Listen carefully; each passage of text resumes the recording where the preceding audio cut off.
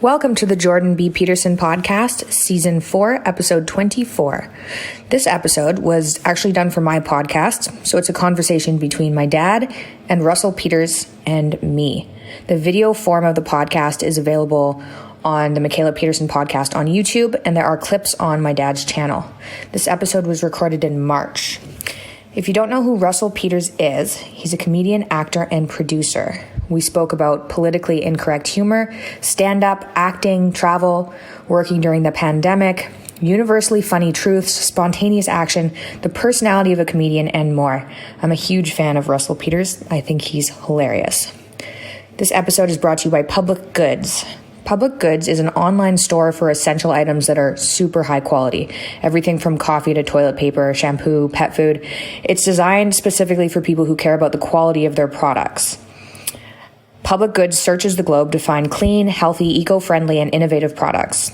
I like how clean and simple the packaging and the labeling of the products are. The products are very minimalist and clean. I've tried their bamboo toothbrush, shampoo. Anyway, they ethically source and obsessively develop each of their products to be free of unhealthy ingredients and harmful additives still common in drug and grocery store items. They're committed to making their products healthy and safe for humans, animals, and the environment. Public Goods plants one tree for every order placed and incorporates sustainability into every part of the company.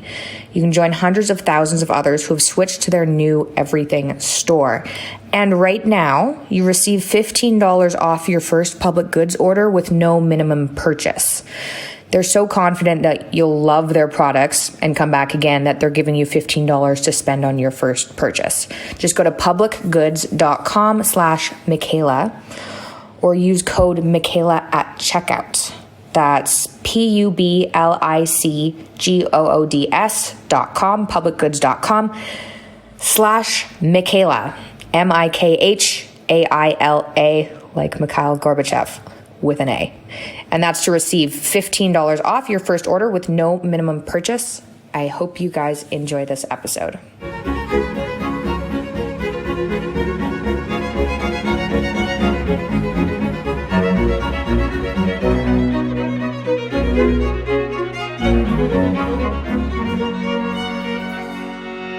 Well, hello, Michaela and Jordan.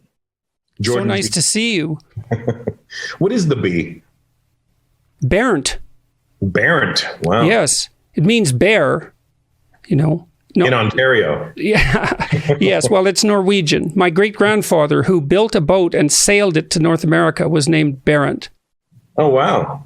Yes. But people have pronounced it as burnt my whole life, which also has a certain ring of truth to it. But Barent is good. That's solid. But burnt, well. Have you gone back to Norway ever? Yes. Although I don't know if it's back exactly. Well, I mean, just to go visit the motherland, your motherland. Yes. I was there a couple of years ago. I've been there many times. Are you popular there? Ironically, yes. You seem to be popular everywhere. I mean, I'm trying. I mean, the goal for me is to maintain it. Yes. How's that been with COVID and not being able to tour? Well, I'm touring right now. Yeah. I'm doing there's only 3 states really you can go to at the moment. So Florida, Georgia, and Texas. So where are you right now? I'm in Atlanta. Do they limit the number of people in there? Is it still fun to do? Yeah, the maximum is 150 people in the club, but that's fine. I mean, as long as there's people and they're laughing, I don't really care how many there are. I've done shows back in the day where there was like 3 people in the audience. So, anything over 3 is good. I've done academic lectures like that too. Right. Yes, sometimes where there are more panel members than there are audience members. Yeah, that's all. So you got to deal with all that other stuff. I just have to.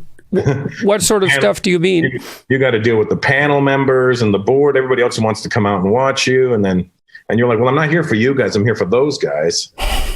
And yeah, that's rough when there aren't any of those guys. Well, there will be. As soon as life gets back to normal, you'll have plenty of those guys. So you're in little clubs, but you're often in stadiums. Like, which do you like better? I mean, the clubs is like being in the gym. You know, it's like a fighter. If you're training for a fight, you're in your dirty little gym and you're working out every day and you're sparring with guys and doing what you got to do. And then when you're ready, you take it to the big stage. Right. I saw Louis C.K. in a little club in New York when he was polishing an act a couple of years ago. And so I knew of that training regimen, so to speak. I miss him. He's back. You saw him at the Comedy Cellar, probably. Yes, that's right. In the Village, yeah.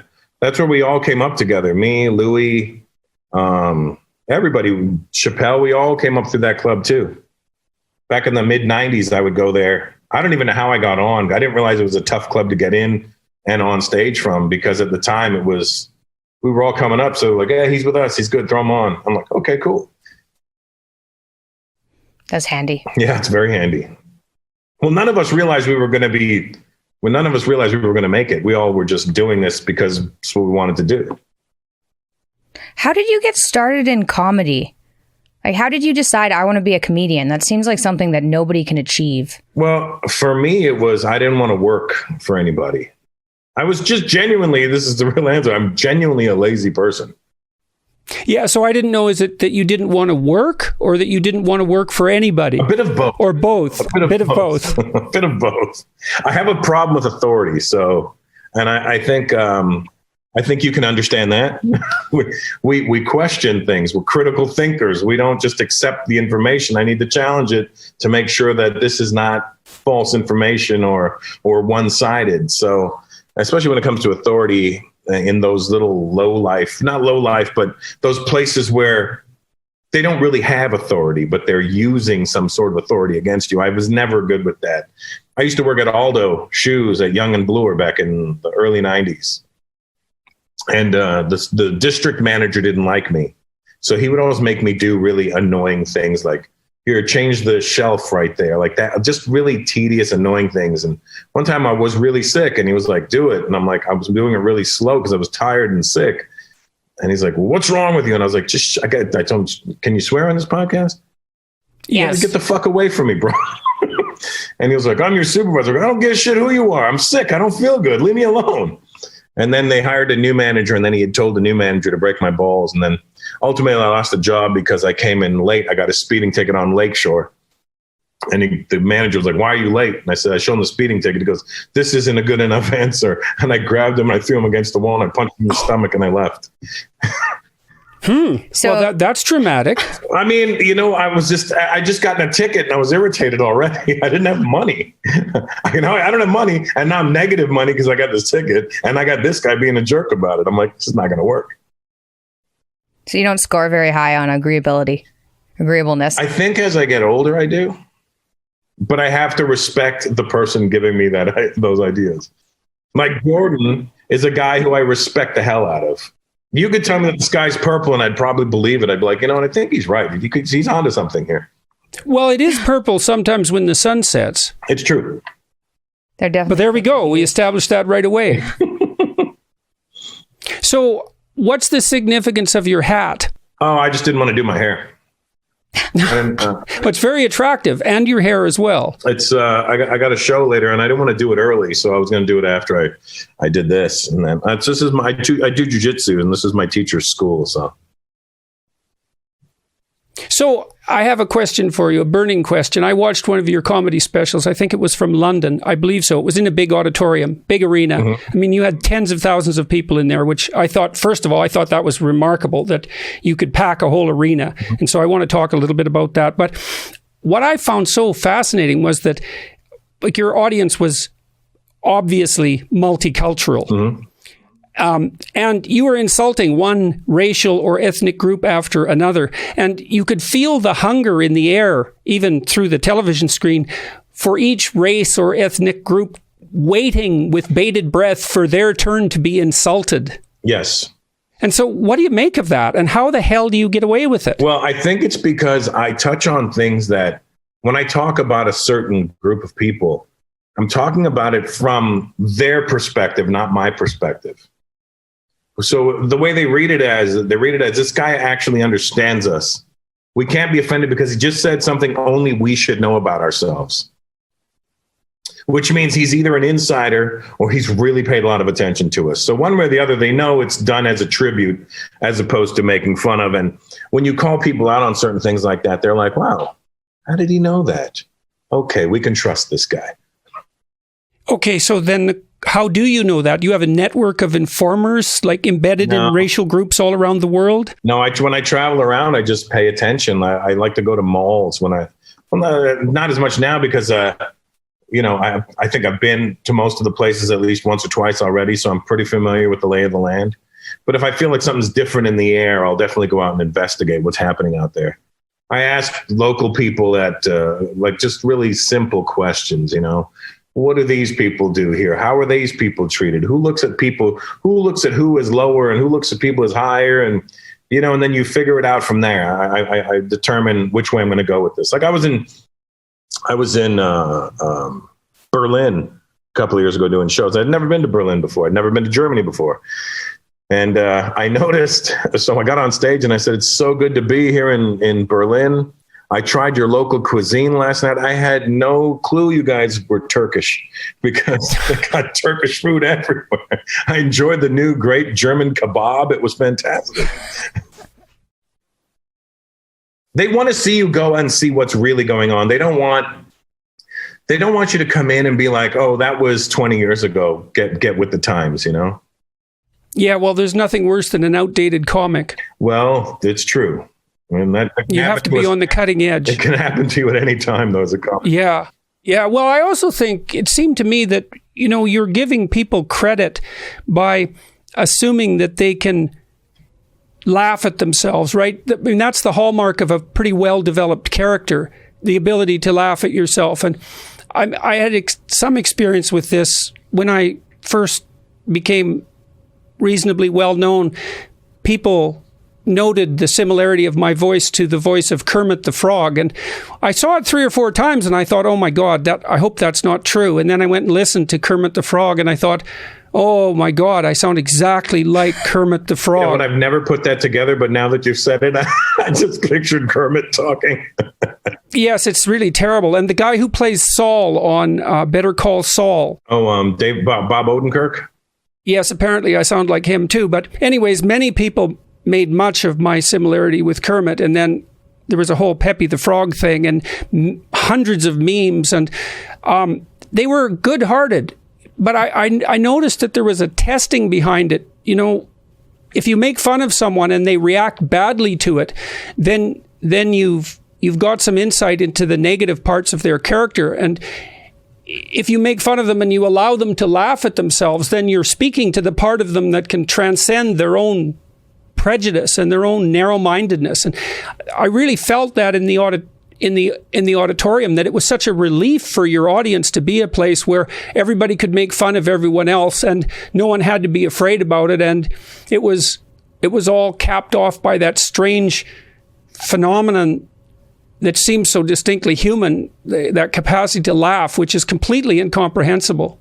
Well, for me, right away when you talk to somebody by their body language, the tone of their voice and the way they look at you. Like I've been doing this for 32 years now. So for me, it's when I talk to them, I can gauge which way they're taking this information. And then I could see if they want to go left on you and you're like, no, just stay with me. I got you. I can ring them back in. But sometimes you get guys, it's usually younger guys that have a bit of an attitude about it. They think they're cool and they also think they know things. And that's when my fatherly instinct kicks in. I go, shut up, kid. Listen, I'm talking right now, Were you always funny? Not peculiar, but funny. I was a bit of both. It's funny. Like, were you a class clown? No, the class clown is the loud, popular kid. He's kind of the jerk. The comedian is the one sitting at the back of the class, elbowing the guy beside him, going, look at this fucking idiot.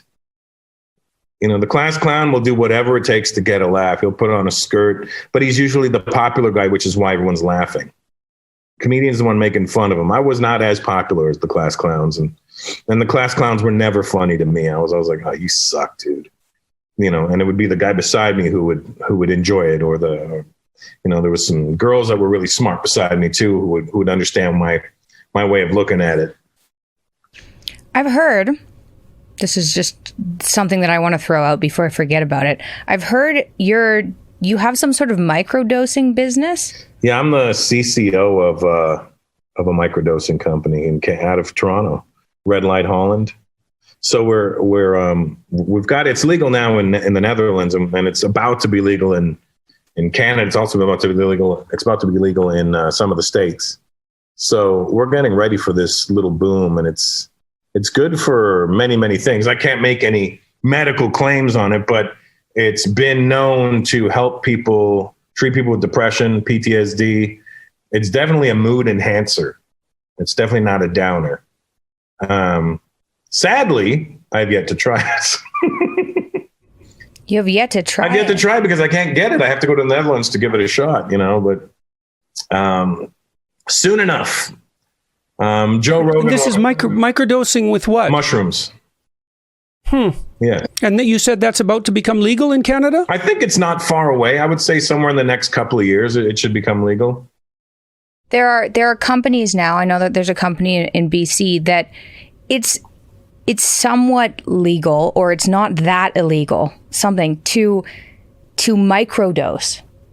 So there are companies I've seen that will say, this is for microdosing, but here's 3 grams, which... Right. It's up to you. Look, it's kind of like drinking, we suggest you have 1 drink, but, people are sometimes going to abuse it. But I think hopefully we get past that, because I don't think it really is meant to help you on a day-to-day basis. It's almost, I guess, in the essence, almost like a multivitamin, but on a much higher level. I think it'll be good for investing. I know that when weed took off here. Definitely good for investing. Yeah. And so I've been keeping an eye on these things. So I was interested to see that you want to be involved, Jordan? I hesitate to say yes. Well, I'll give you the guy's information, and you can contact him if you choose to. Well, I haven't been in serious trouble with the media for about 3 days, I think. So it's probably time to do something that'll... What do they come at you for? Jesus, I don't know, really. I expected the attention around me to dissipate 3 or 4 years ago. Mm-hmm. And for some reason, it doesn't stop. And I can't figure it out, really. I think maybe it's because the media types, some of them have supported me, don't get me wrong, but they can't really figure me out, because what I'm doing isn't really political. It's psychological, and I am a clinical psychologist. I've been writing these books to help people. There's other reasons as well. They have to make everything political, and I don't quite fit that mold, and so I don't think they know what to do with me. And they want to put you in a box. Yes, and then bury the box, and then burn the ground, and then salt the earth. They want you to say, I'm left or I'm right. And you're like, listen, I'm neither. I'm watching both sides and making my own decisions. That's how I see you. I don't know if that's true or not, but I see you in a very similar, not that we're on equal footing, but I see you in the same way I see things. It's not, I don't pick a team here. I'm just watching both sides and trying to figure out where the fuck is the truth. Well, I hope that's what I'm doing. That's how I read it. So thank you. I appreciate that. If they're not getting that, that means they're not smart enough to get you. Therefore, they shouldn't be got. Well, it's been a great mystery, and it's all come up again this week. So I don't know what to say about it exactly. It's stressful. Yes, however. It is stressful. Mm-hmm. But their problem with you is that you're very articulate and you enunciate well, and they can't handle that because they're trying to push you into a corner to make you to sweat and hopefully hope that you fall apart. And I'm like, it's not a facade, guys. That's really who this guy is. You're not going to. That might actually be part of the problem. They might have been reading things or even listening to lectures, and they're like, well, maybe he's got that memorized. Maybe this is somewhat of a facade. I think that could be part of it. I'll get to the real thing, and then when it doesn't appear, it makes them angry. Maybe. Yeah, I don't. We Northern Albertans are known for enunciation skills. You're from Northern Alberta? Yes, I am. Clue where you were from, to be honest. I thought you were a Toronto guy. No, 350 miles northwest of Edmonton, in a little town called Fairview. I know Fairview. There was a gig there back in the day. No, really? Fairview.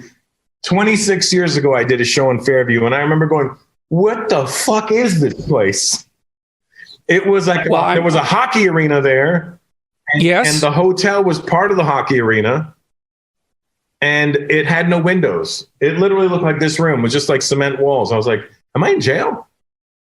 And it was freezing.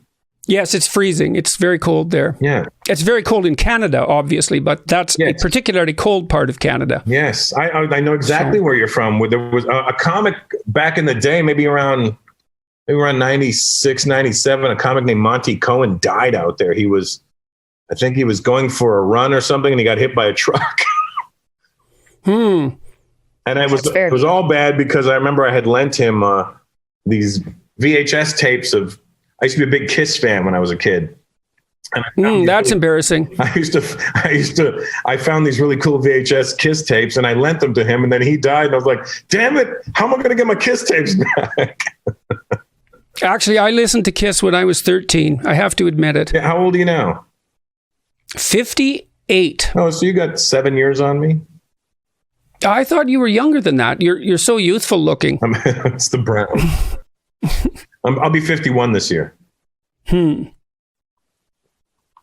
you're not in Canada anymore. You relocated to the States a while ago? 15 years ago. But day by day, I consider moving back home. Every day, I'm like, you know what? I don't see the purpose of being here anymore. Where are you located? I'm in Vegas and Los Angeles. Oh, you're in Vegas. You live in Vegas? Yeah, I've been there for 14 years.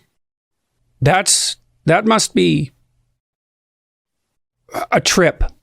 I mean, at first, when I first moved out there and I was in my late 30s, it was great. You're a young guy, you suddenly got money, you got no dependents. You can have a blast in Vegas at that time. But as you get older, you're like, oh, this is not for me anymore. And my kids are both in Los Angeles, so I have to spend some time there to see them all the time. I think that's really the only thing stopping me from moving back to Canada are my kids, because I have 2 different baby mamas because I'm an idiot. And one, I think, would let my daughter go, but the other one will not let my son go. That's a different pot of shit on its own. So I like LA.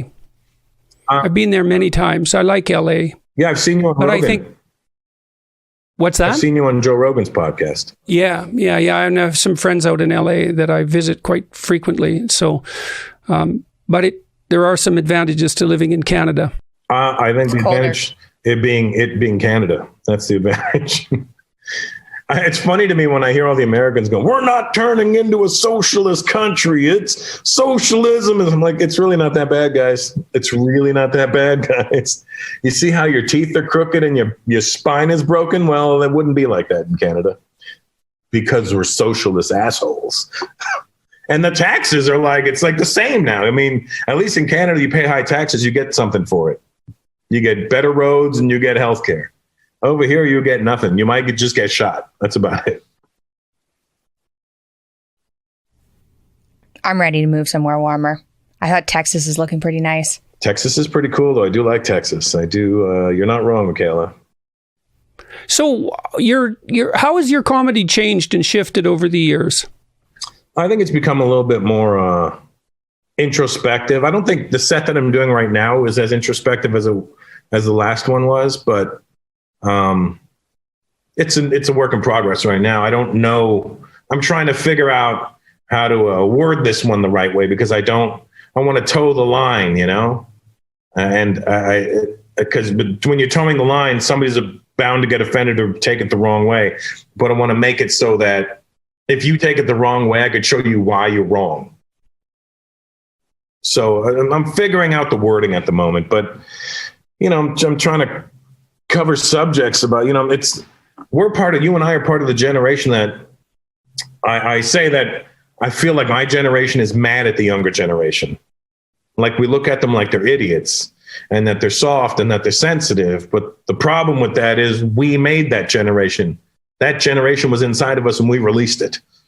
So I'm trying to figure out the wording behind all of this because I want to make it I want to make it that, you understand that I recognize that we're mad at you, but I also recognize that I can't stop myself from being mad at you. Well, I think every generation tends to think that the up-and-coming generation is softer. Absolutely. Listen, I know my parents thought the same thing, and I bring that up as well.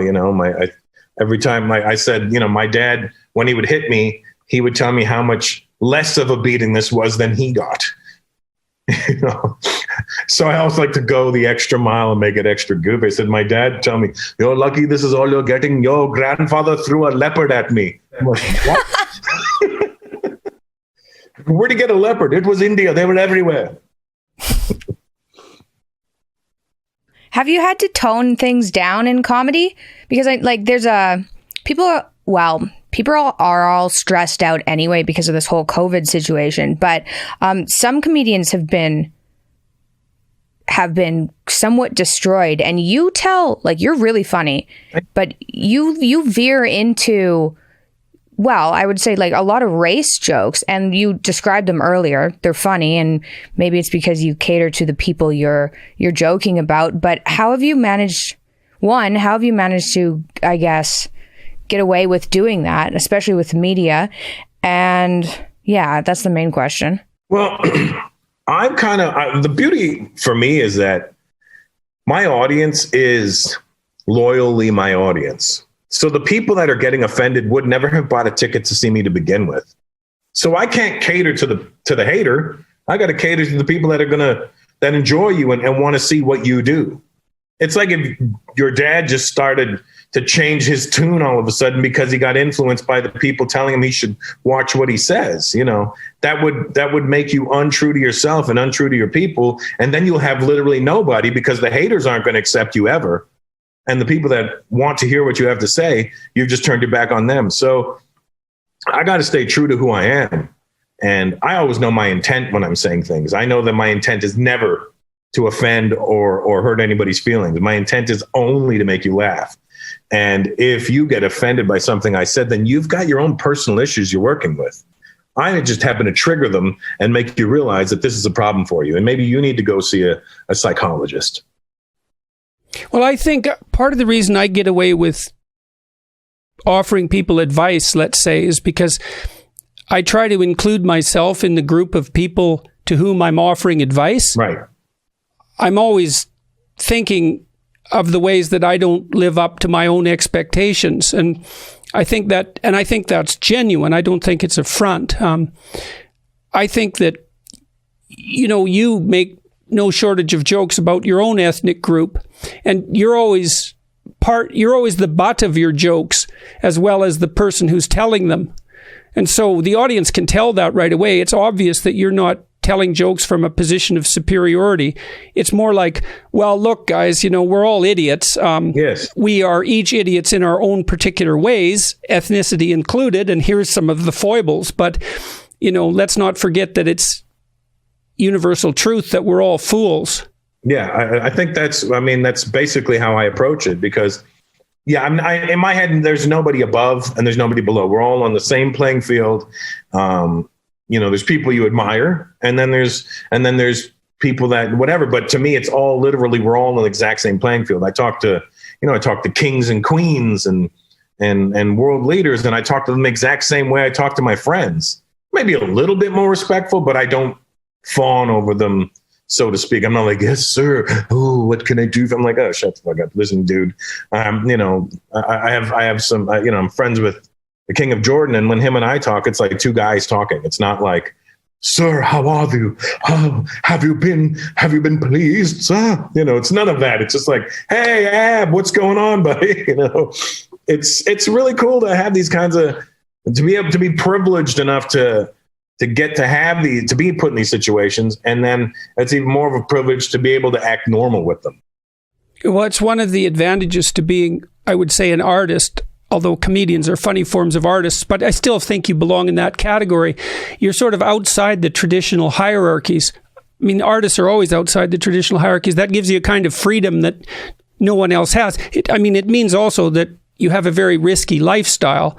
Yeah. I mean, I can't imagine how many failed comics there are for every successful one, but it has to be hundreds and perhaps thousands. I don't imagine that there's more than maybe 40 people, 50 people in North America at any time making a living as a comic. Maybe it's more than that, but it wouldn't be a lot more. Yeah, well, the thing is, there's a lot of comics that never made it that are 100 times funnier than most of us that did make it. But for whatever reason, they just never made it. Something about them didn't click, and I don't understand it, because there's so many guys that are 100 times funnier than myself or any of the top guys that you've seen. There's guys that have brilliant minds, but they might be their own worst enemy. They might just shun victory, so to speak. Well, it's similar to inventing a new product in some sense. Not only does the product have to work, but you have to be able to sell it, and you have to time the market. And so you have to be the voice for the times. And if you are, well, that's not exactly your doing. It's something that's your good fortune. But it can easily not happen to people. I mean, there's an endless number of ways not to be successful. Oh, yes. I'm fully aware of those. Especially at the pinnacles of success, and has there ever been a comedian that's had larger crowds than you? Oh, now there's a bunch of them. But I mean, I was the first guy to do arenas and stadiums on a consistent basis. And I can still say that I'm still one of the only guys who still does arenas and stadiums without being mainstream popular, in that I don't have a TV show. I don't have a bunch of movies behind me. I'm not known as an actor or a movie star. I'm known as a comic. I mean, Kevin Hart always sells out arenas and stadiums, but he's a big movie star. He's got over 100 million followers on Instagram. So I don't even have 1 million followers on Instagram yet. And people mock me, and I'm like, I don't care. I'm a grown. That's a desperate plea, by the way, from a Canadian comedian for more Instagram followers. So you people out there who are watching and listening, have some pity and sign up. It's free. God damn it. How do you not take something free? And then they message me, hey, can you send me a video saying hi to my dad? It's his birthday and he loves you. And I click on their page. You're not even following me. You can't do something free. It doesn't even cost. You can mute me and follow me. I think it's perfectly reasonable of you to charge the admission price of an Instagram following for a personalized video. To say the least. I'm on Cameo too, so I can, So, how old were you when you were still unknown? When did you make that transition from unknown to known? So I started when I was 19. And I started to gain a little bit of traction in around 95, 96. In just the Toronto area. I started doing these black comedy shows. Kenny Robinson started the Nubian Disciples of Prior All Black Comedy Sundays at Yuck Yucks, and it was once a month. And having grown up from about the age of 4, most 98% of my friends were black, because I dealt with a lot of racism in the 70s from the white kids, and it wasn't a nice place to be. So I didn't hang out with them. I was like, well, I associate them with pain, so I'm not going to hang out with them. And it was people like, oh, Russ, what the fuck are you talking about? It's Canada. I go, it was very ugly. It was I know. So when people say racism, I know what it looks like and sounds like. It has a tone, and it has a certain bite to it, and there's a venom attached to it when people say things. So I can tell when somebody's jokingly saying something, or if there's a little bit of something in that, And the black community never ever did that to me. There was a couple of times, a couple of guys, but they were just dicks in general. So, but for the most part, all the guys I grew up with were black. So when the black comedy show started in 95, I was like, this is my audience. These are my people. And when I went out, a lot of them didn't know me. And then when I started talking about things, they were like, oh my God, this is our guy. So I got really lucky with that. And Kenny Robinson started that 26 years ago. And we were supposed to have a 25th anniversary show last year, but obviously, I don't know if you guys heard, but there was this COVID thing going around. Oh yeah, this epidemic. Yeah, I've heard about that. It may not reach Canada. Wouldn't that be funny if Canada was so slow it just got there in 2 years? Like fashion? Yeah, no, I don't know what we're doing. I haven't been home in a year, but I would like to know what's going on with fashion out there. Are you guys in Alberta right now? No, we're in Toronto. Oh, okay, there you go. And where the hell did you get that couch? Thank you.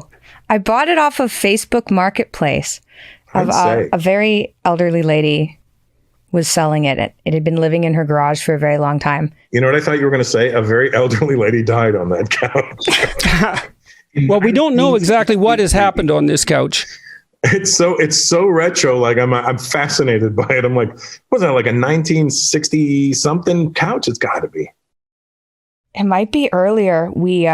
The cushions were solid, just toxic waste. I had to get everything replaced, but they're nicer now. Yeah. Yes, she's inordinately proud of this piece of furniture. Yeah, so it's good of you to notice. Unhealthily proud of this couch. I noticed the coffee table in front of you has that gold trim around it as well. So that's also in tune with the couch. So I see what you're doing there, Michaela. Yeah, well, she's going for this Russian gangster, early disco, crazy cat lady aesthetic, and you should see the couch in her living room. It's from the 1970s. It looks like it was owned by a Greek disco star with excess chest hair and his shirt open down to here, and gold necklaces dangling all the places you don't want them to be dangling. Oh yeah. Dangling where you dangle. It's. It was apparently untouched in a showroom for reasons that you'd understand if you saw it for like 40 years. Well, I think this is a good time to tell you. Your daughter told me she's changing her name to Svetlana, so to match her decor. I can just change my last name to Korakova. Yeah, that's it. Yeah. My husband's last name's Korakov. I just haven't taken it. Oh, he's Russian. Korakova. Yeah, it's very strange because I named her after Mikhail Gorbachev, and I had this house full of Russian realist art, and I've been obsessed with authoritarianism, especially of the communist type. And my daughter married a Russian, and my granddaughter's first language is Russian. Hilarious. So I don't know how the hell any of that happened. Lenin as a painting fell on me when I was a kid. When I was sleeping, wham! That's what happened. And just for the people listening, not John Lennon either. No, not John Lennon. Yeah. All those paintings are in storage now.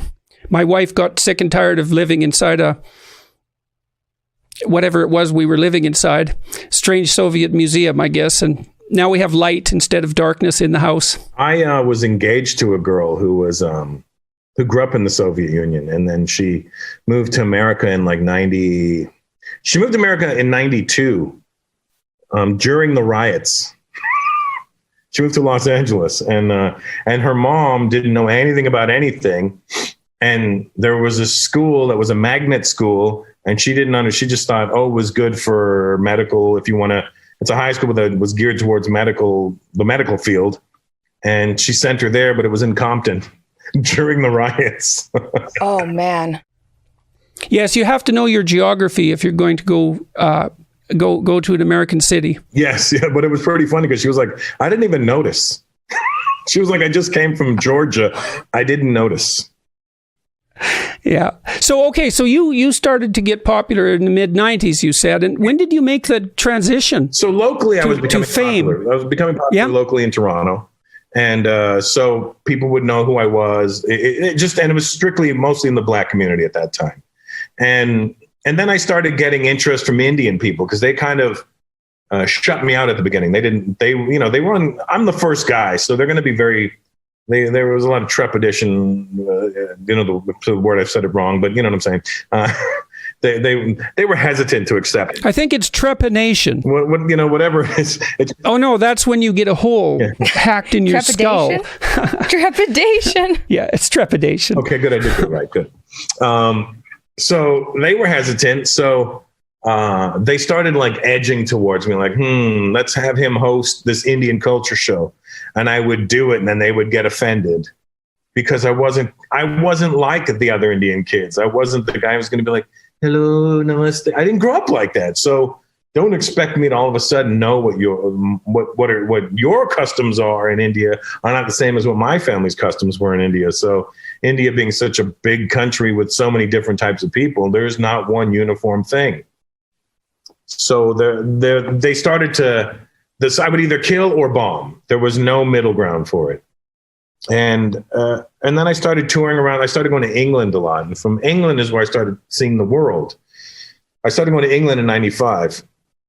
And from England, you would get gigs. I'd be like, hey, Russell, do you want to go to Northern Ireland this week? And I'm like, hell yeah. So I'd go Belfast and Derry. And this is at the time when the IRA were bombing garbage cans in London and stuff. They were still very much big with what they were doing. And then you would get gigs and be like, hey, do you want to go to Belgium? Do you want to go to Denmark? And I was like, yeah. And I started going all around the world and I started really digging it. And that's when I started opening my eyes to so many different ways. And that's why I think very early in my career, I was exposed to so many different countries. So it wasn't like being in Toronto and meeting different cultures. I was going to these places and seeing it firsthand. So late 90s, you started to get mass audiences? No, I started gaining audience popularity when they would start coming out specifically for me at clubs, let's say around 2004, after my 2003 special had aired.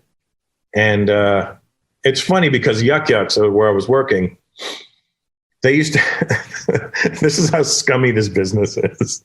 And this is no slight against them. I get it. You're running a business, but come on, don't make me feel like I'm getting something when I'm not. They were like, the pay scale for a headliner was 100, 150, or 200 a show. So there was A, AA, or AAA. I was a AAA. So I was getting $200 a show. And they had booked me in the Mississauga Yuck Yucks. And they called me into the office and said, Russell, we're going to do something for you that we've never done before. We're going to give you your $200 a show. But because you're selling so well, we're going to give you an extra $1 per paid customer. And I said, wow, that's really cool. They were like, is that cool? I go, that's fantastic. Sure, great.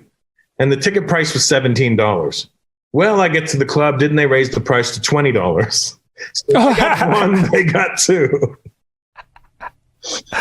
Yeah, well, then you were rolling in money at that point, obviously. In the dough. I think I pulled out $8,000 for the weekend, which at the time was a lot of money. Yeah. Like nobody's pulled this much out of Yuck Yucks. When did you start? Okay, two questions. One, when did you start getting recognized randomly on the street? And was that transition difficult from not being recognized? Because I'm sure after your special, I think I watched your special. I think everybody I knew watched your special.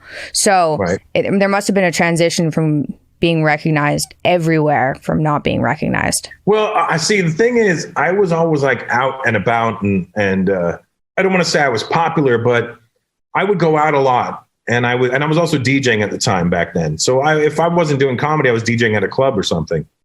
So I always knew like the club scene, and that's really the only place you could really become popular. There was no social media back then, so either you were inside or you were outside. So I knew the bouncers, the owners, and I didn't drink at the time, so they never had to worry about me coming to their club and getting drunk and starting problems. I was a sober guy till I was about 31, and so I always knew how to get into clubs free. So it kind of felt like I was already popular because there'd be a line. I'd walk up like, hey, Russell, come on in. Who's with you? And it was kind of always a cool feeling. So people saw that and then would talk to you in the club. Hey, man, I saw you talking about, the bouncer, and you become friends with all these different people. So when it started happening to me, it just started happening to me more and more frequently is what happened. So it never really came out of nowhere. It just built. And I'm one of those guys who loves people. So when people come and talk to me, my security guys always get annoyed because I stand and talk to a person. I don't go, thank you so much, keep it moving. I'm like, hey, what do you do? What's your name? I genuinely want to know about the person. If you're being nice enough to come and say hi to me, the least I could do is be nice enough to have a conversation with. Yeah, well, it's such an unbelievable stroke of good fortune to have perfect strangers like you. Yeah, that's what I say. Oh man, it could be a lot worse. Oh yeah, yeah, and I'm not the guy you want to come up with an attitude with because I'm like, oh, we're gonna have a problem here, pal. And so, if you go out now, just for a random stroll down the street, how likely are you to be recognized in California? Well, you got to tell us about different places. In Los Angeles, there's celebrities everywhere all the time. So then it becomes who's the bigger celebrity in the room at that point. And I geek out when I see celebs sometimes. I go, holy shit, that's blah, blah, blah. Yeah, I was in Montreal. I was in Montreal at just about 86, I guess, something like that, when I just started graduate school. So I just come from Northern Alberta. And I was walking across Sherbrooke Street, just south of McGill University, and Pierre Trudeau walked across the crosswalk, and we were the only two people on the street. And I went, holy shit, it's Trudeau. Was he still prime minister then? No, he wasn't at that point. But I was, I know the starstruck feeling, and that just erupted out of me in a fit of stupidity. And I've always been, mortified as a consequence of it. And I've said the dumbest things to people. The worst thing is when you get in this business and you have nobody. You're the first guy in your entire family bloodline to have ever jumped in this business. And then you're the first Indian kid. You got all these things in your head and you don't understand how this industry works if you've never been around it. So I look at other people and how they navigate and I go, well, that's because that guy's dad was blah, blah, blah. They know how to move nice and fluidly. I stop and look at everything because I'm still stunned by the situations I'm in. And I remember years ago, it must have been 25 years ago at Montreal, Just for Laughs, somebody said, hey, that's the girl that books David Letterman. And she was a very unattractive woman. Let me just say that, a very unattractive woman. Anyway, so they said, you should go be nice to her. So, maybe she puts you on Letterman. And I'm like, okay. And I'm only 96. I'm only been in the business 7 years. You have no business talking to people if you've been in the business less than 10 years, you have no business doing anything that should involve that as far as I'm concerned. So we're at this midnight party and everyone's dancing and there's a free buffet and everything. And I see her at the buffet and I happen to be at the buffet and I know who she is, but I'm trying to play like I don't. So I don't know why I thought this would be funny or clever or witty. It was none of the above. I just went, wow, you must be important. She goes, why do you say that? I said, because all the pretty girls are out there acting like idiots.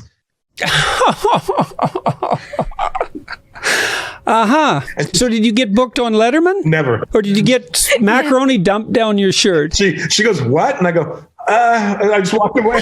What am I going to? I'm not going to defend that. So yes, I've stuck my foot in my mouth many times. Well, you'd have to if you're a comedian. Yeah. I mean, that's, I think, part of the process. Yeah, well, you're not going to find out what's funny until you know a bunch of things that aren't funny and you flub up a lot. I tell people that. You're not going to appreciate success until you've had failure. And are you good at coping with failure? Like, I've been fortunate, because I haven't bombed in front of a large audience, and that might be because people are willing to give me more credit than I deserve because they're already viewers of mine and so on. But like, I don't know if I could hack that. I'm not resilient in that way. And you said that when you were first starting that you bombed in many places. And listen, with comedy, you're never above bombing. It doesn't matter who you are. Chappelle can go out and have a bad night. I mean, anybody, I think that's what keeps us interested in our job is that what's tonight going to be like? We don't know. People go, you're going to kill it. I go, we don't know that. Yeah. I want to kill it. I don't know that it will happen. It's up to the audience. What if I get some sort of resistance from them? Last night, there was some guy drunk and yelling out and I was getting irritated by it. And, I think the older I get, the more short tempered I'm getting with stupidity, and I'm like, shut the fuck up, dude. Back in the day, I'm like, hey, what's your name? What do you have? But last night I was like, enough, kid, enough. And so, that kind of threw the vibe of the show right off because they're like, oh, is he funny tonight or is he angry? What's this guy's problem? Right. Yeah, well, I have an affinity for comedians. I think partly because I hung around with a group of people when I lived in Northern Alberta, and all we ever did was try to make each other laugh. And the currency of our social group was laughter. If you could tell a good joke or say something funny, then you scored a point, and it was great. I loved it. And maybe it was part of the culture too, a more working class culture. Yeah. But what I did on my lecture tour, I think, was very similar to what stand-up comedians do. I even attempted now and then to be funny. which I can be now and then. But I also had that sense of performing without a safety net. You know, it was never obvious, I think, to the audience, and it certainly wasn't obvious to me whether or not I was going to have a successful talk, because I didn't know beforehand. Right. And I think that's something that's so fun about, it's so dramatically exciting about live shows like comedy shows, is there is the ever lurking threat of disaster. And for the comedian, it's like, well, you're not funny. And so then you're up there trying to be funny and you're not funny, and it's painful for the audience and it's painful for you. And everyone knows that can happen. And part of the thrill is to be part of that and watch the potential train wreck unfold. And then everyone's so happy if you are funny. Yeah, I mean, there's a lot of variables too with comedy. I remember I was doing this show about 15 years ago. It was in DC, and Bono was there from U2. Michael McDonald was going to perform, and I'm sitting at Michael McDonald's table with him, and Padma Lakshmi is there, and Ashley Judd, and it was like this AIDS awareness benefit dinner thing, and I was to perform. And the show started at 8, and for some reason they decided they wanted to put me on first. But people are still coming in and people are talking to each other. Nobody wants to hear a comedian first. And so I'm up there doing my act and just nobody's paying attention. Nobody, like literally nobody. And I could feel my heart beating fast. I'm like, I'm getting so, and I'm sweating, and I'm really stressing out because there's all these celebrities in this room. And I'm like, this is my chance to, make a splash here, and nobody's paying attention. And not a flop sweat splash.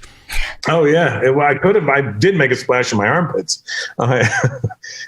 So I got so mad at them. I go, well, you guys have been horrible. I hope you all get AIDS. Good night.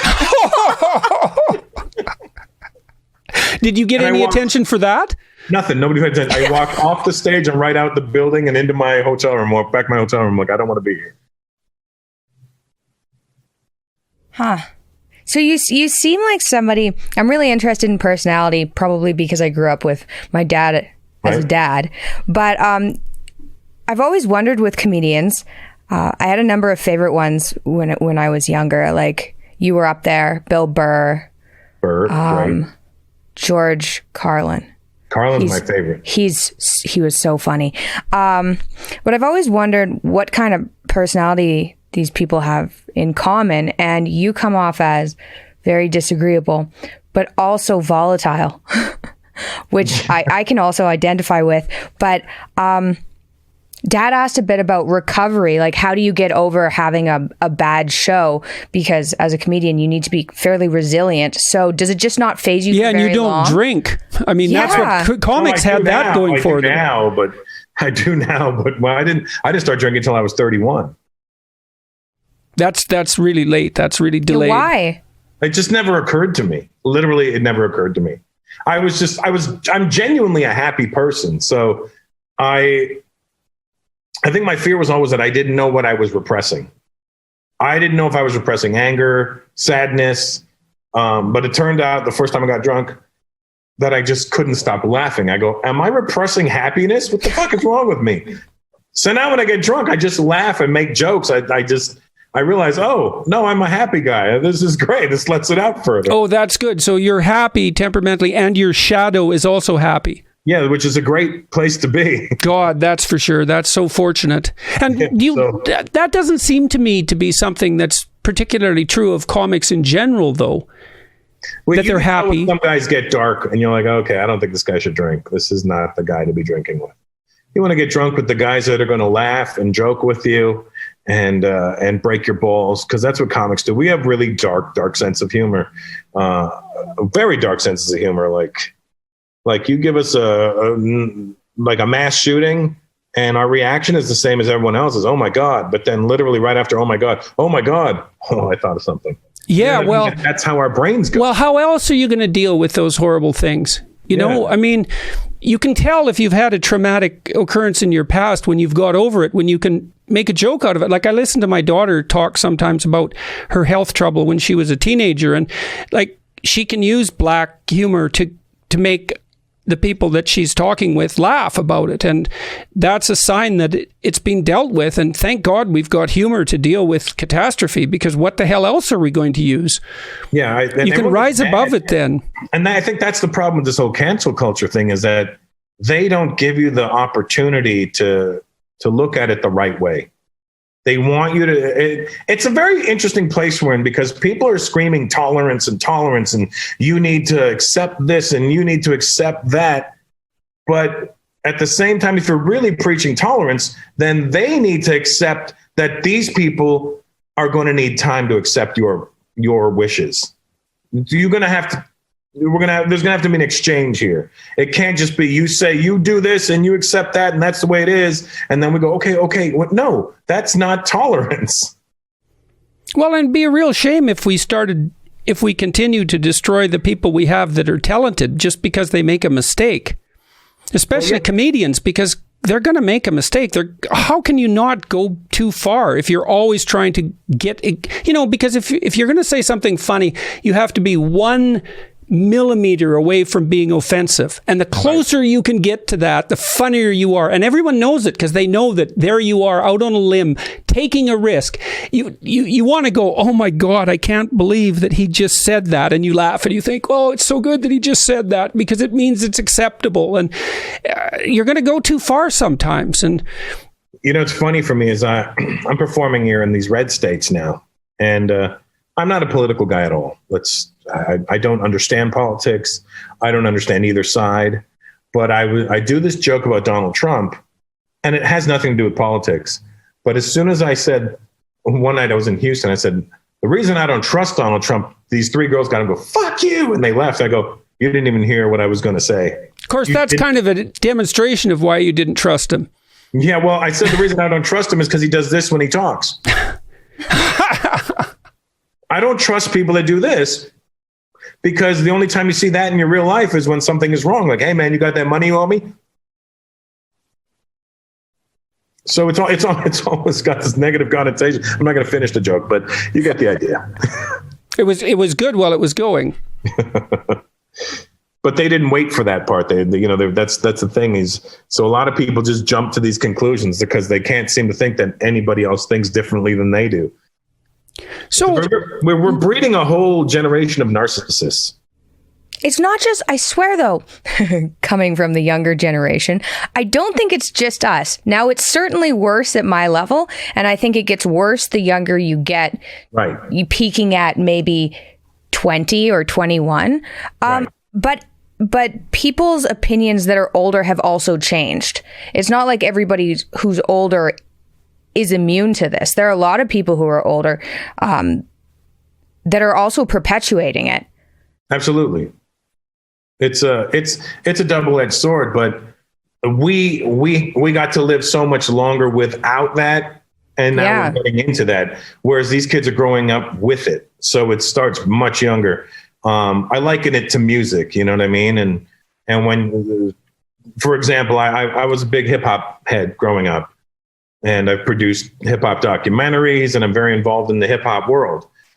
But I was part of it because it was this brand new thing when I was a kid.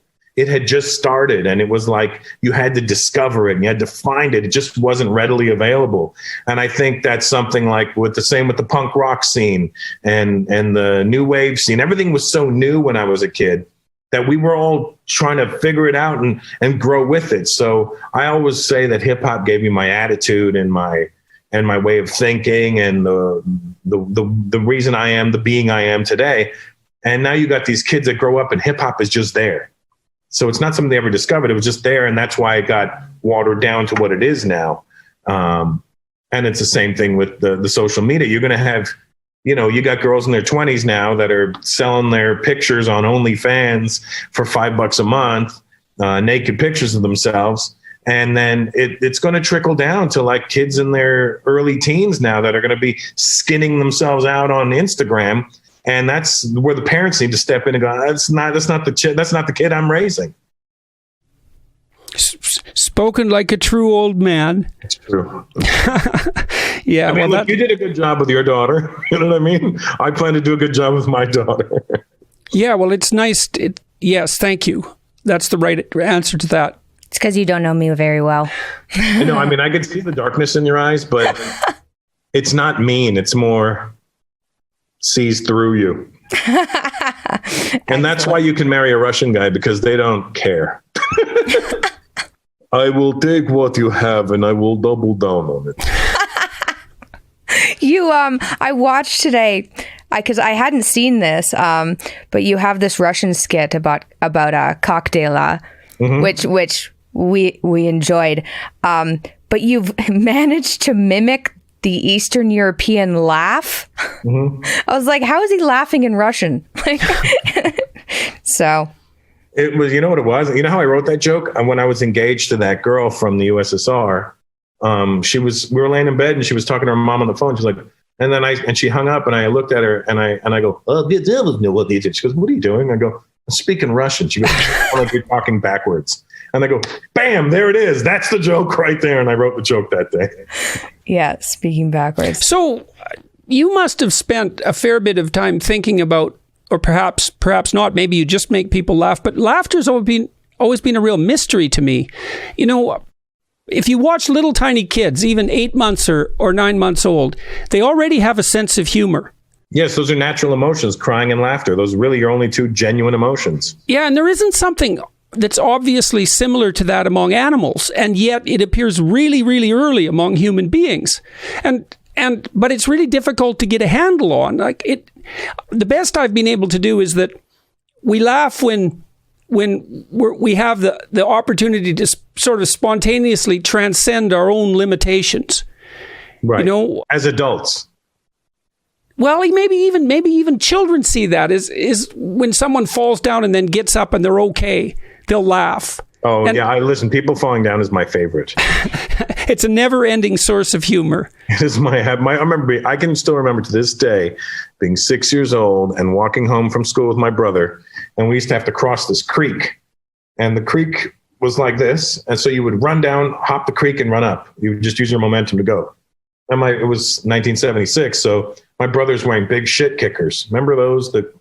1976, the big heels and the big platform. Oh yeah, I was 5'2". I had 6-inch platform shoes. Yeah, which I regularly fell off of. Yeah, absolutely. But you were 5'8" by then. Yes, and that was a big difference. I used to have to sit on 3 phone books to drive my car.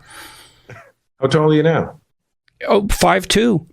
Oh wow! 6'2". Yeah, it was really quite sad. 6'2". I'm 6'2" now. Oh, you know what? I always pegged you as about 5'8". Hey, no, that's fighting words. Small head. A small head. No, 6. And then I'm looking at you, and you read as tall, Michaela. So I'm like, thank you. He's got a very tall daughter for a short guy. 6'2". I didn't know you were 6'2". You could obviously see my inner shortness.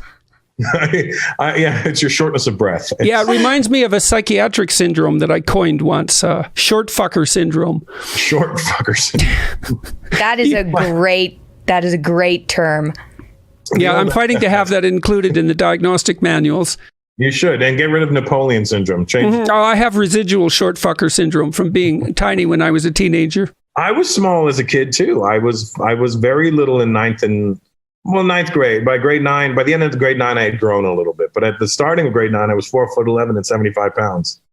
Oh yeah, that's familiar territory, I would say. And then I had a huge spurt by grade 10, and I was somewhere around 5'7".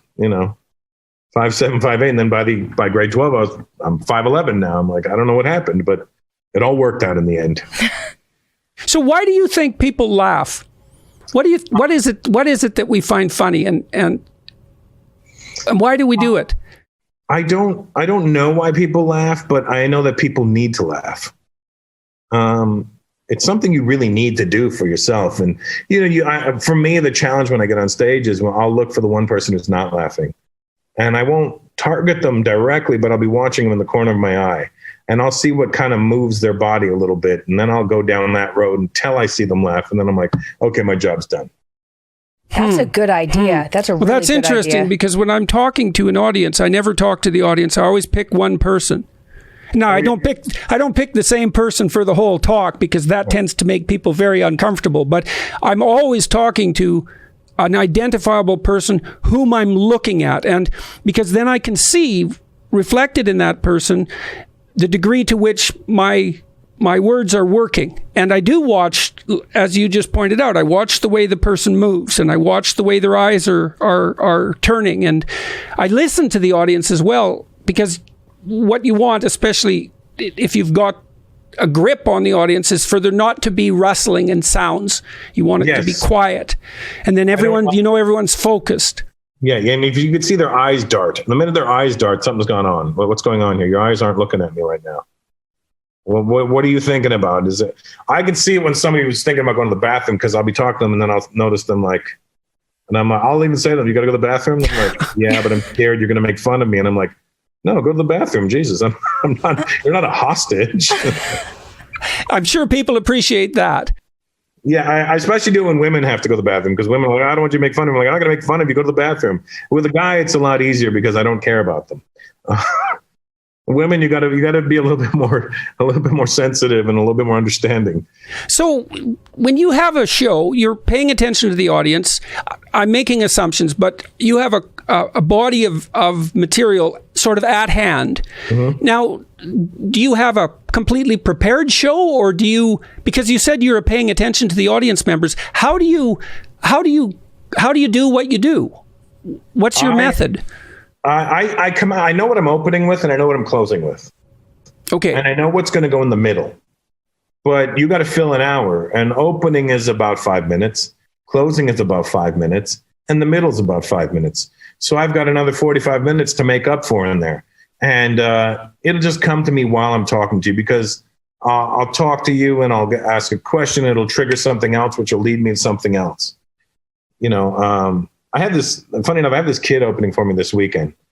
He was in the audience in Tampa 2 weeks ago. He's a big bodybuilder guy, huge, a massive human. And I walked on stage, and as soon as I saw him, I go, "What the fuck is that?" I said, when they said build that wall, they meant an actual wall, not you. And I was making fun of him.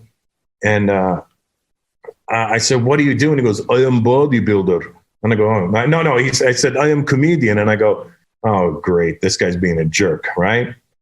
And he had an accent. And "Where are you from?" He's from Switzerland. And I was like, "But you don't look Swiss. Your skin is a little too not Swiss."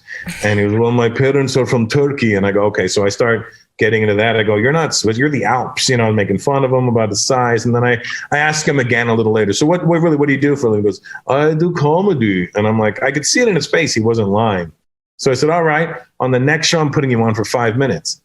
Cut to the next show. I put him on for 5 minutes. This guy kills. And I'm like, "What?" So I said, "Hey, man, that was really good. If I'm going to be in Atlanta, if you want to come down, you can do some time on my shows." So he flew down, and he's here doing shows this weekend. I don't know the purpose of telling you that was, but he has an accent. I think the reason is he has an accent, a genuine, natural accent. And he's this giant bodybuilder guy. So when he's talking about Americans and talking about how fat they are and stuff, it doesn't come across as offensive. It comes across that they look at it, they hear it, and they go, because he's like, "Well, people ask me, why you, how did you get so big?" He goes, "I put the cheeseburger down, bro." It's just, he's just really being frank, but it's hilarious to watch because he knows he's being funny, but I don't think he understands why it's funny. Well, that you touched on something else that's really interesting too, because comedians are often funniest when they're telling the truth. Yes. Right. And they what comedians seem to do is they speak the things that the audience is thinking, but won't say or aren't willing to say. Right. And I mean, that's why I suppose there were jesters in the king's court, because the jester was a fool. And so he was beneath contempt, but that meant that he could actually tell the truth. Right. And comedians are always doing that. And so I think that's actually a bellwether for the health of a society, is if a society can tolerate comedians, then it's still in pretty good shape. Yeah. When they turn on us, I'm like, I don't know what's happening. Or we really get confused. Like, what are you turning on us for? Turn on the other people lying to you. Don't turn on the people telling you the truth. And like they say, the truth is like poetry, and everybody hates poetry. Do you feel that, do you think our society has in fact changed so that it's, there are comedians who won't play on university campuses anymore. I know I won't. You will. I won't. You won't? I avoid them. They don't even call me anymore, so I'm pretty grateful for that. But I don't need that. I don't need to be policed by somebody who doesn't really understand the world. Okay, so you have seen that change. I've seen it change. I mean, I never had to deal with it on a first-hand basis. I have a lot of friends who have dealt with that. And I even told my agent won't even entertain a university request. They're like, nope, no thank you. That's so sad. How are those people going to be funny? Oh, they're going to be funny. They'll be funny elsewhere. Yeah, but they're supposed to be purposefully funny, not accidentally funny. Who, the comics or the people? The people who aren't being exposed to the comedians. Well, I mean, look, the way we look at it is it's a free world we're living in. So if you want to go see comedy, go to the club or go to a concert or something. But we're not going to bring it to you, to your house, if you're going to tell us how to do it. Are you as enthralled by the business as you always have been? I'm a little disenchanted with aspects of it, because I think I'm a very genuine person, and I try to be as real as I possibly can. And if I say I'm your friend, whether you're up or you're down. It doesn't matter to me. And I tend to become friends with people after their shine is gone, so that way it doesn't look like I was there for the ride. I want it to be like a lot of my friends are old rappers that I used to have posters of on my wall as a kid. They're not living that great. They don't have a lot of money, but these are guys I admired very much, and we hang out all the time. We have a great time. Same thing with comics, who I think are my friends, but I see how this industry is. People are, for lack of a better term, dick writers. And I see them all patting it. We all follow each other, but I see their page and I see who's commenting on who and who's liking. And I look on my page like, none of these guys. I go, but if something popped off tomorrow with I became the hot guy in the media, it was like Russell Peters, every one of those people will be messaging me. And I'm like, I see you already. So don't let it happen to you. I don't ever want to be like those people. So I always tell people there's no friends in this business. Well, I suppose it's a cliche in some sense, but I suppose that one of the dangers of becoming well known is that it isn't always obvious why people are associating with you. Right. I mean, I have a situation in my personal life that is a result of that. So, it's the reason I have a son. You know what I mean? I got duped, kids. I got duped. Well, it's also not easy for, once you become well known, it's not that surprising that people are affected by everything that comes in the aftermath of that. I mean, it really is overwhelming and compelling. And so it's not like it's easy for an external observer to separate your fame from you. Right. Especially if they're not familiar with that world. They don't know what you went through to get to where you are. They don't know what your upbringing was. They don't know what kind of household you grew up in. I think, especially in America, because the Indian community in America is the highest. It is the wealthiest minority group in the country, and so they all grew up upper middle class to wealthy in America. It's not like in Canada where we have poor Indian people, and then, we have different levels of us over there. And so I think they automatically associate me with those ones over here and go, he had a privileged life. I'm like, no, my mom worked in Kmart. My dad was a meat inspector. We did not have a privileged life, To us, an exciting, the big move for us was in 1986. My dad bought a Cutlass Sierra used from Hertz. And it had air conditioning. And we're like, yo, we finally got air conditioning in the car. We didn't have it in the house, but we had it in the car. And my dad wouldn't turn it on because it would waste too much gas. It would have to be a special day for him to turn that AC on. It's way easier to look at somebody that perhaps you're jealous of and assume that the reason they got there is out of luck rather than hard work, because that means you don't have to put in any hard work because you couldn't get there anyway. Right. Yeah, they negate you. They try to, marginalize what it is you've accomplished. Well, and there is luck associated with it too, as we already described. You're in the right place at the right time, and you could have been talented at the wrong time. It happens all the time to people. So, but the fact that it's luck, somebody, I think. Sorry, go ahead. It's much easier to hate on somebody than it is to show them the respect and love that they rightfully deserve. And your fans, you sound like you're treated very well by your fans.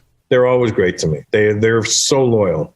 Yes, and I've experienced the same thing. I'm so grateful to my viewers and listeners and readers. They've been so good to me. I can't believe it. It just shocks me, and I'm hoping constantly that I don't do anything that would be disappointing. So, well, that you're like me, because you don't, you want to walk the tightrope, but you don't want to disappoint. I get it 100% what you're saying. It's getting there is one thing, and then maintaining it is a whole nother animal. Yes, well, especially when all of us are deeply flawed. Oh man, I know about all that. Yeah, well, yeah. So I heard about a project that you're doing. I don't know whether or not this is true, but are you doing something with the comedian Just Rain? Yeah, Just Rain wrote a TV series. He gave us a script, and then my brother and I are executive producing it. Okay. I think it's for funny. CTV or CBC, one of them. So you haven't had a sitcom, you haven't been in movies. Why not? I mean, I've been in movies, just, little small scenes here and there, and that's fine. I initially got into this because I wanted to be an actor. And then I realized I quite enjoy stand-up a lot more. You get into a movie situation and you got to do these 12 to 14-hour days, which I'm not a fan of. And out of those 12 to 14-hour days, you may be only working 4.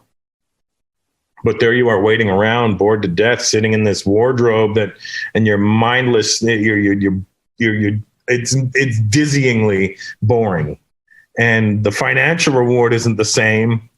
So for me, it's like, oh God, this sucks. I can't wait to get out of here and just go be free again. I feel like a prisoner when I'm on a movie set. Well, it's doing a movie. Acting in a movie is very much different than doing stand-up comedy. Having to repeat scenes too. I can't imagine I just get frustrated having to repeat scenes over and over and over. And everything's recorded out of sync, so it's not like acting in a play either. Yeah, it's not even yet. They may start, the middle of the movie, start shooting at the middle, and then shoot the beginning at the end and the end at the beginning. You never know. It depends on, here's where we're shooting. All these scenes are going to take place here. They're going to shoot them all in that. Of course. So, they're not going to keep continually going back to the field that they were shooting in, so wardrobe change, this look, that look, everything. And then there's so many people. First AD wants it, then they want you on set in 15 minutes. And I'm always arguing with them. Really? Because are you going to be ready for me in 15 minutes? No, we just need you standing by. I don't need to stand by. It's a fascinating thing to watch. I worked as a grips assistant on a movie shoot in LA for about 2 weeks, weirdly enough, and it was fascinating. I had no idea how movies were made, but it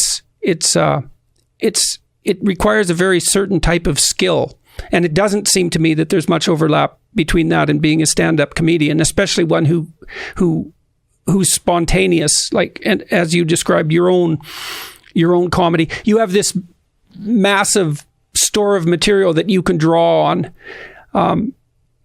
It seems to me like jazz improvisation. Yeah, it's very much the same as that. Without the heroin. It's Coltrane without the heroin, really. Sometimes we just go up, and that's how I do it. I like to just see where we go. Yeah, well, that also captures the audience because you take them along for the ride that way, right? So that's also something that's musical, because when I'm lecturing to an audience, I'm always paying attention to them. And I know where I'm going to start, and I have like 8 points in mind that are like the skeleton of the lecture, and yes. So I can always return to them. But then I'll go out on tangents, and many people don't like that style of speaking. But if I'm in decent shape, I can go out on a tangent and come back to the main story. But I can do that in concert with the audience, and then they're integrally involved in the entire process, and that's what makes the lecture come alive. Yeah, I mean, that's the beauty of it. That's also the part that keeps us as the person speaking interested, because otherwise it just becomes some sort of performance art, and it's just boring. I don't want to, it's a recital at that point, and I don't want to feel like I'm reciting this night by night. I want you to feel like you had an individual experience with me this night. Like, I saw you last weekend, the night you were talking to blah, blah, blah. And I go, oh, yeah, that night. I remember that. And and also talking to people spawns new ideas. And like you said, you go out on that tangent because you got triggered and it made you think of a whole nother way of looking at a situation. Yeah, it's a great privilege to be able to do that and to have the audience there to help it along. Yeah, it's fun. I think it keeps us all interested in it. But sometimes, I go on these tangents and they don't end up in a funny place. And I'm like, oh, well, we tried, guys. And then I'll go into something I know is going to work. But, sometimes it doesn't go the way we want it to. So what's in the future for you? I don't know. That's what I get for asking a cliched question. Yeah, who knows what's in the future? What do you want to be in the future for you? Like, what are you hoping for? Just listen to after the past year we've had. I just want what was normal again to be. I don't like watching movies and seeing like an audience scene or like, I'm like, remember that? I don't want that to become a memory. I want that to go back to reality.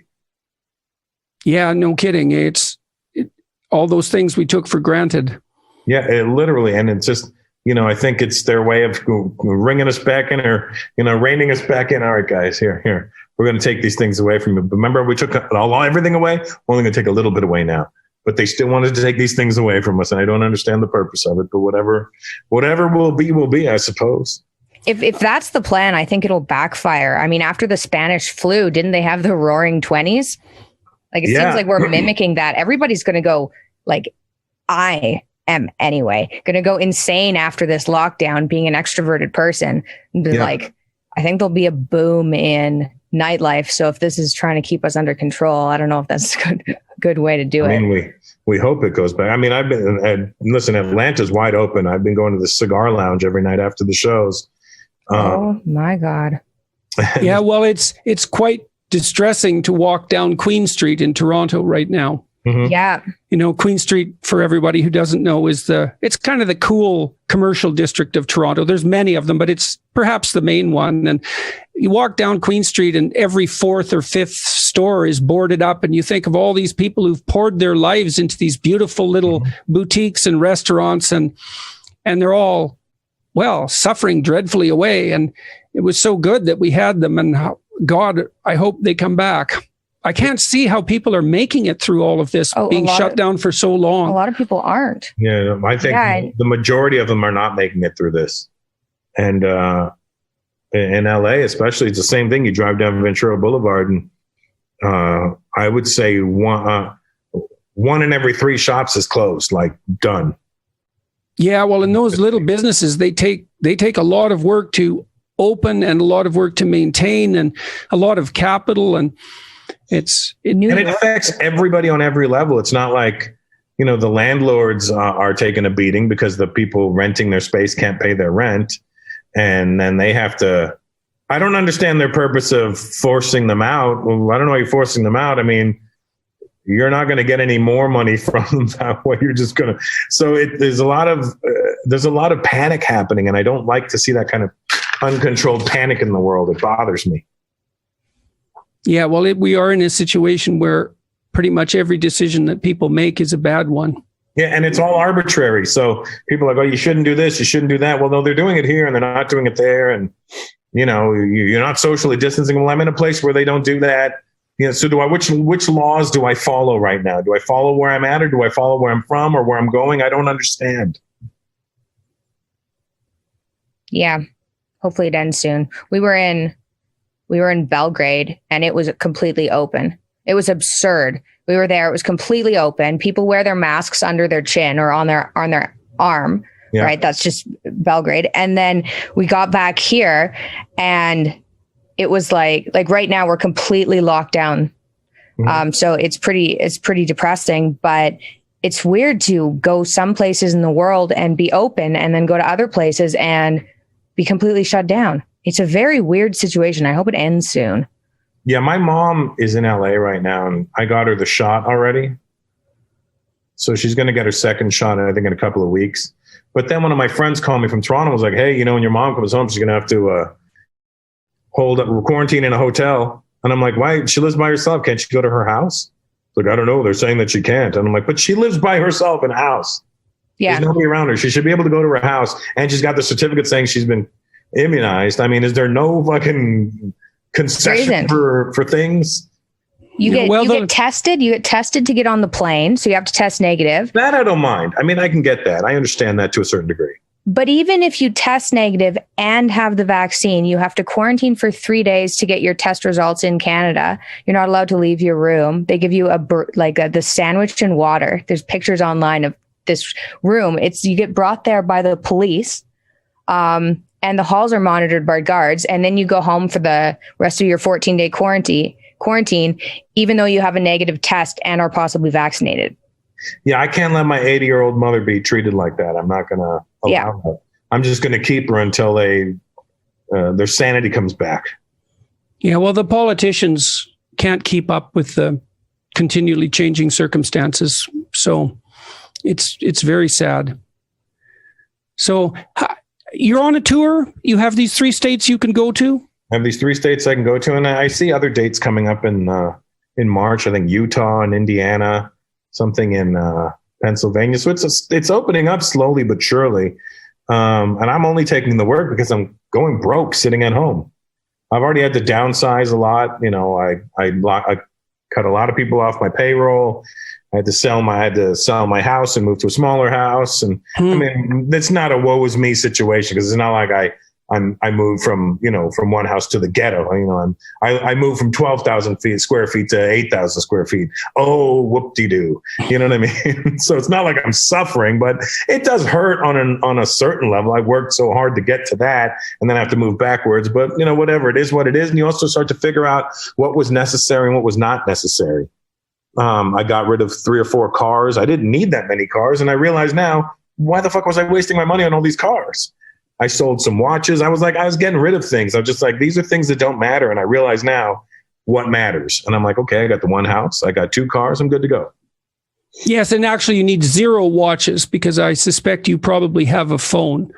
Yeah, but I like watches. Yeah, I like watches too. I have one.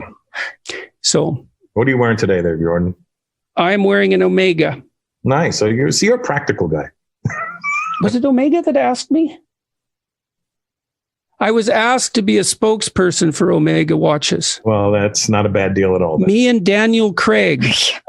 Well, that happened about 1.5 years ago. And I was sorely tempted to do it because it was so ridiculously cool, in my estimation, that I was asked to be a spokesperson along with Daniel Craig.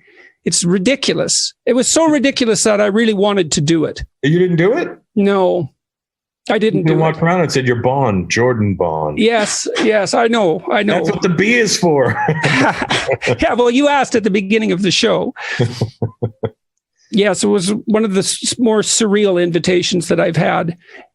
Yeah, that would have been a good deal. Mm-hmm. I've never been asked to promote nothing. Not one thing have I been asked to promote. You want to stop the spread of AIDS? Give it to me to promote. No. How many shows do you have coming up?